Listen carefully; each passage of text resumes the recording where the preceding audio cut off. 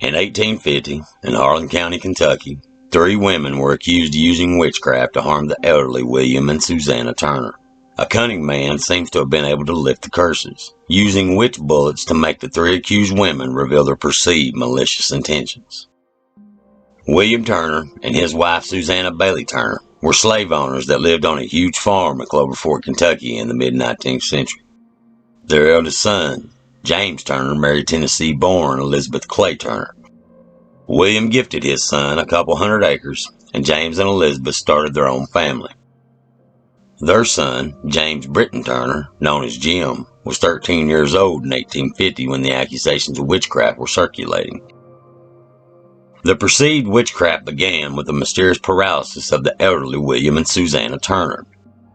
Though not initially connected to black magic, the so-called curse seemed to spread when the couple's cattle began suddenly dying without explanation. It's not recorded how many of the cattle died, but since this would have an impact on the couple's finances, the cattle were opened up to determine cause of death. What was found inside, an assumed telltale sign of witchcraft. There were small balls of hair inside of the cattle, but no outward sign of any kind of wound or trauma. These have been called witch bullets. The Journal of American Folklore explains that practitioners of the dark arts killed cattle by shooting them with balls of hair, and examines these artifacts further by describing how an accused witch would create them, saying that a small bunch of hair from a horse or cow is rolled between the 2 hands into a small round ball of wax. They are then used as mystical bullets that can carry a supposed curse. Soon, it wasn't just cattle that were dying. Horses, hogs, and even dogs were also targets, and found with these hairballs inside of them. And it wasn't just happening to William and Susannah any longer. In fact, the majority of livestock deaths began occurring to their neighbors, seemingly following one of the couple's daughters.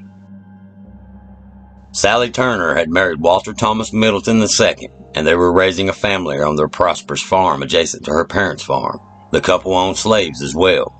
However, this family would later become known as unreliable narrators. Soon, witch bullets were being carried by community members. Even though they were considered a way for hexes to be delivered, finding one and carrying it on your person was supposed to protect the carrier from malignant spells and bring luck. However, they would also be used to accuse 3 innocent people of witchcraft. A charm doctor, also known as a cunning man, whose name is lost to time, was called in to break the curse on the elderly William and Susannah. Cunning folk were faith healers that practiced folk medicine and thwarted alleged witches by removing their curses. And this charm doctor needed to collect some of the witch bullets to get the alleged practitioners of diabolical magic to reveal themselves, and he didn't feel like he had much time to spare. The elderly couple was developing symptoms of the still misunderstood condition of sleep paralysis, where they had hallucinations that they were being suffocated by unknown witches in the liminal state between sleep and waking. These apparitions of the still living were considered spectral evidence and were actually admitted as evidence during the Salem witch trials a century and a half before the accusations in Harlan County. However, it was still generally believed that witches could leave their physical bodies and travel in spirit to harm others. To identify these mysterious persons, the charm doctor built a fire outside and tossed the witch bullets that he had collected into the flames. It was believed that burning a suspected witch's implement of damnation would cause the witch to come to the home to try to get any kind of gift, even a drink of water, so that their curse could continue. Unfortunately, 3 people came under the cunning man's suspicion. The first accused was one of William and Susannah's slaves, recorded in history as Old Aunt Dinah. It's not recorded how the cunning man came to this conclusion. Even though the second woman accused was a frequent visitor, her appearance that morning convinced the cunning man she was also working with Dinah. It wasn't too difficult for the cunning man to cast aspersions on Selena Sturgeon. She was a single mother and was dating another of the elderly couple's slaves, a man history records as George. In fact, she had 4 mixed-race children under the age of 6 years old, as recorded in the county's 1850 census. It's unknown if George was living with her, but by law the couple couldn't marry. The last woman to visit that day was the couple's daughter-in-law, Sally. Her protest that she was checking on her husband's parents wasn't believed by the cunning man. History doesn't record any incarceration for the trio of supposed witches, but it seems that they may have been interrogated for names of other witches in the community, because, with the deep pockets of the elderly couple, the cunning man mounted a costly and disruptive measure to prevent any more imagined witches from trying to borrow, buy, steal, or beg any possessions from the couple. Over 4 days, the cunning man employed armed guards to patrol in circles around the property day and night to prevent anyone from visiting and assumedly continuing the curse. Since the road to neighboring Virginia ran along the couple's property, travelers were interrogated by the armed men if they attempted to come or go from the Commonwealth during those 4 days.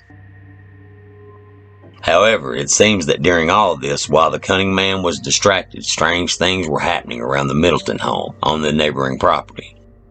At least, that was what was alleged by the family. It's not known if 13-year-old Jim was present at the time, but the family later wrote that Jim was seen causing trouble around the community, even going as far as to set livestock free in the middle of the day. It's not recorded how the accused witches were treated, but the measures the cunning man took seem to have been effective. Susannah Bailey Turner passed sometime before 1855 when William passed. In his will, he had released 3 slaves recorded only as Alexander, Judith, and Selena Sturgeon's boyfriend George.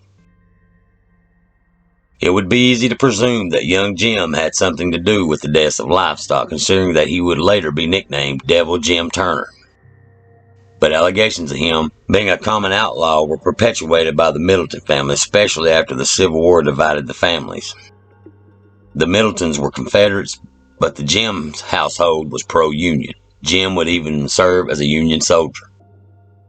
With hindsight, it's easy to see why at least 2 of the women were easily believed to be in league with the devil. Dinah was a slave who was forced to care for the couple.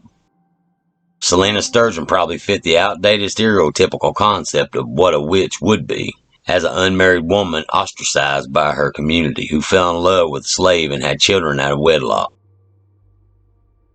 Only a century before, all 3 women would have been hanged for alleged crimes of witchcraft, but thankfully they lived through this ordeal.